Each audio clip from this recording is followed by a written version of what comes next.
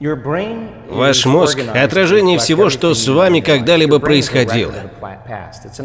Всего опыта и всех знаний, что мы накопили в течение всей жизни. Чувства и эмоции – конечный продукт любого человеческого опыта. Мы запоминаем события именно потому, что помним связанные с ними ощущения.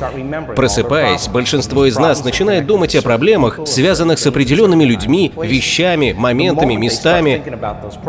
Начиная думать о проблемах, вы начинаете мыслить в режиме прошлого, ведь проблема ассоциируется с определенными эмоциями. И вот вы погружаетесь в эти эмоции, а ваше тело и подсознание не понимают разницы между эмоциями, вызванными реальным событием, и эмоциями, которые генерирует ваш мозг. Мысли — это язык мозга, а чувства и ощущения — язык тела. То, как вы думаете, и то, как вы чувствуете, определяет ваше состояние.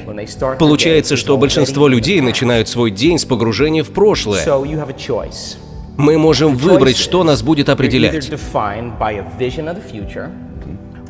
Образы будущего или события прошлого. И когда вы принимаете решение что-то в себе изменить, например, не буду есть такую-то пищу, буду рано вставать, буду заниматься спортом, не буду есть сладкое после 6, это может быть что угодно.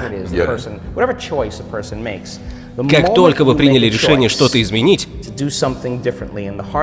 а самое сложное в этом — не повторять те паттерны, которым вы следовали вчера.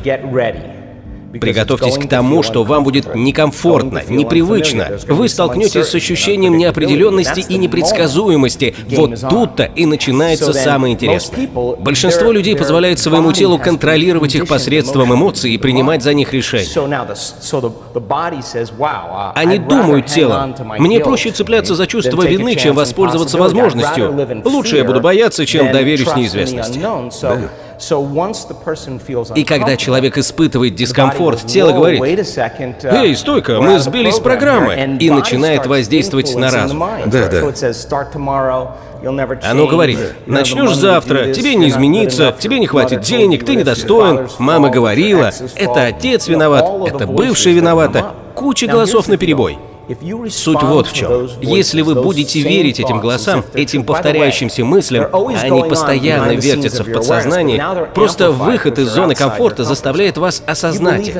Если вы им верите, вы будете принимать все те же решения, повторять те же действия, а значит, бесконечно воспроизводить свой опыт и связанные с ним эмоции. Просто потому, что так удобнее. Это то, к чему вы привыкли. Чтобы найти себя нового, необходимо уничтожить себя старого на неврологическом, биологическом, химическом, гормональном, буквально генетическом уровне.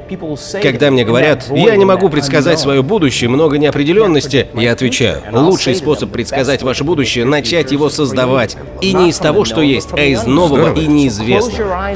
Закройте глаза и визуализируйте желаемое будущее.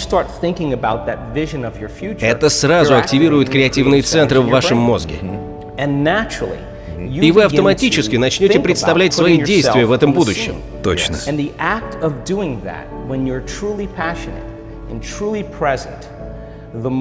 Отдаваясь этому полностью, определяя себя через образы будущего, превращая мысли в опыт, вы начинаете ощущать эмоции, связанные с событиями, которые еще не произошли. Так вы даете телу попробовать будущее на вкус. Потрясающе. Поскольку наше состояние определяется мыслями и чувствами, соединяя четкое намерение с воодушевлением, вы запускаете изменения на биологическом уровне. Вам открывается совершенно иная картина мира, которую вы прежде не видели. Потрясающе. Потому что вы больше не смотрите на будущее через призму прошлого.